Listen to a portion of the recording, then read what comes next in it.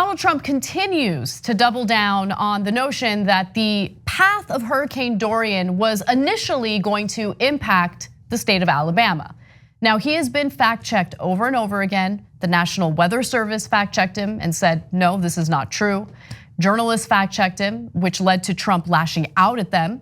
And then later, he showed a National Weather Service map that had a Sharpie mark on it that made it appear as though the path of the storm was going to impact Alabama. The original map did not have that mark on it. So he was using that prop as a way to bolster his nonsense claims. Now he's doubling down again via Twitter, writing, quote, "In the early days of the hurricane, when it was predicted that Dorian would go through Miami or West Palm Beach, even before it reached the Bahamas, certain models strongly suggested that Alabama and Georgia would be hit as it made its way through Florida to the Gulf." All right.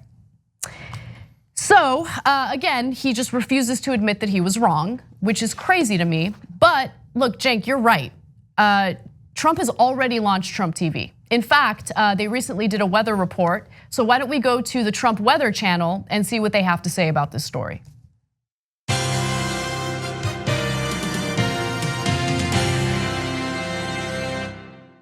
This is Brett Ehrlich reporting live on Hurricane Dorian as the storm bears down here in Mobile, Alabama. And as you can see, the weather is actually pretty nice. We need to fix this shot. We need to make it seem like there's more of a hurricane. Okay, actually, let's go to some video of a hurricane. Oh God, that's what a hurricane would look like if one was here.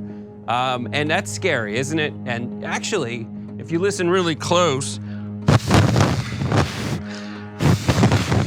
you can hear the wind. You hear that?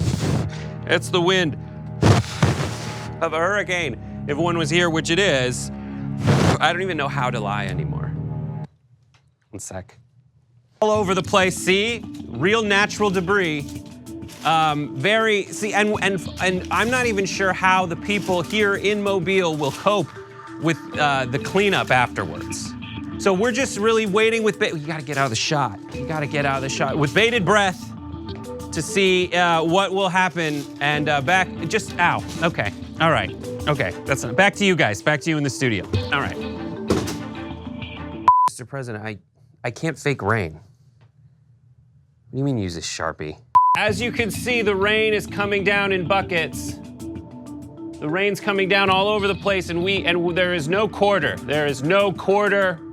No place to hide in this destruction that's befalling the Gulf Coast. Dorian, the president's right. Dorian is a nightmare, an utter nightmare. I quit. I just quit.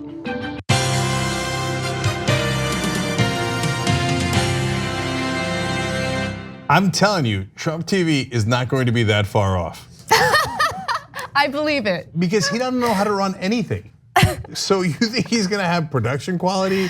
You think they're not rabies. That's right. Remember when they tried Trump TV during the campaign? Yes. They were preparing it, and it was two schmucks sitting in the middle of the campaign, and people would accidentally say things that were related to the campaign in the background, and people would hear it and know their strategy, and there was just one guy yelling, "So rabies!" Okay. This is crazy. Yeah. This is insane. Okay, so one more thing about the real news, which is also fake news by Trump.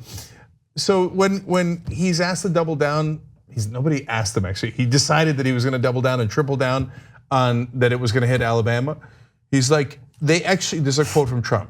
They actually gave that a 95% chance probability. No, they didn't. That it would hit Alabama.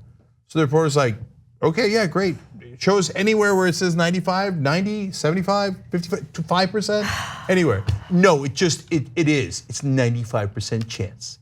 Where do you get that number? All right. Oh, hey, look at this. Look at what I found. He's just. I don't even really understand like what the point of his lies are, right? Like I know he's insecure, he can't ever admit he's wrong.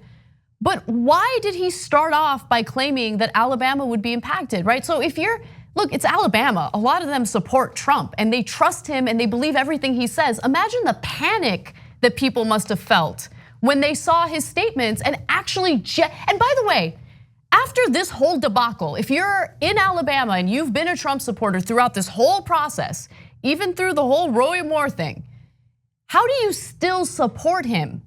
He lied to you.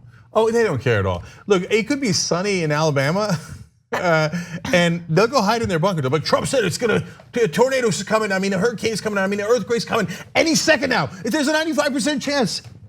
Dude, look up. It's totally sunny. It's fine, right? No, they'll believe Trump over their lying eyes.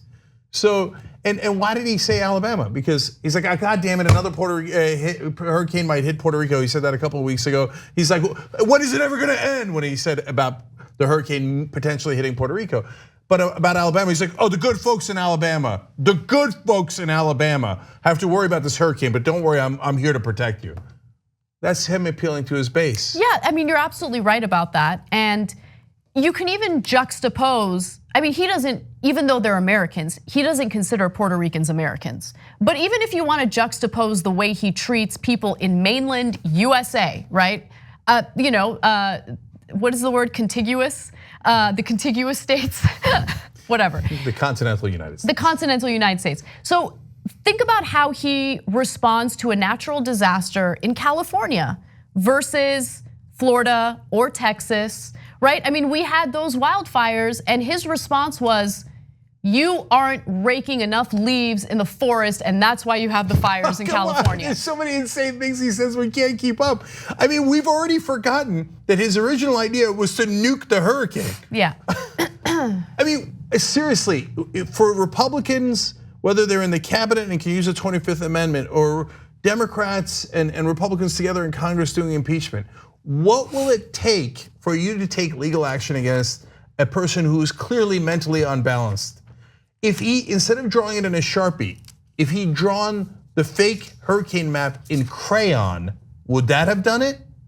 And my guess is no. No, Nancy Pelosi would have been like, well, okay, he drew it in crayon. He's obviously lost his mind, but we're not gonna do anything. I think it's super cute that you think like the writing utensil he utilizes is gonna change anyone's mind. Like it doesn't matter that he used a Sharpie or if he would use a crayon. It wouldn't matter if he used like a fuchsia colored crayon. It doesn't matter. Is there anything no one he holds can him do? accountable ever. Which shows you that, look, what I've learned through this entire process, and I think we all knew it, but this is really something that we've been confronted with in the Trump administration. Democracy is fragile, it's so fragile. And if you don't have the right people protecting it, it will fall apart. Yeah, I mean, even Judge Napolitano, again from Fox News, wrote an editorial today saying, what do you mean take money from the Defense Department and use it for building the wall? He's like, that's not how our Constitution works, just like we told you on yesterday's show. And he's basically saying, isn't anybody gonna do anything? I mean, this is it's like ripping the Constitution up. And no, Republicans won't do anything, Democrats won't do anything. It is amazing. I mean, it's gotten so bad. I think the most accurate thing that Trump ever said was, I could shoot someone on Fifth Avenue and get away with it. I think not only would his supporters let him get away with it, I think there's an excellent chance that Mitch McConnell and Nancy Pelosi would let him get away with it. It might be the only thing he's ever been right about. Thanks for watching this free clip of the Young Turks. Don't forget to become a TYT member today. For more exclusive content, join now at tyt.com/join.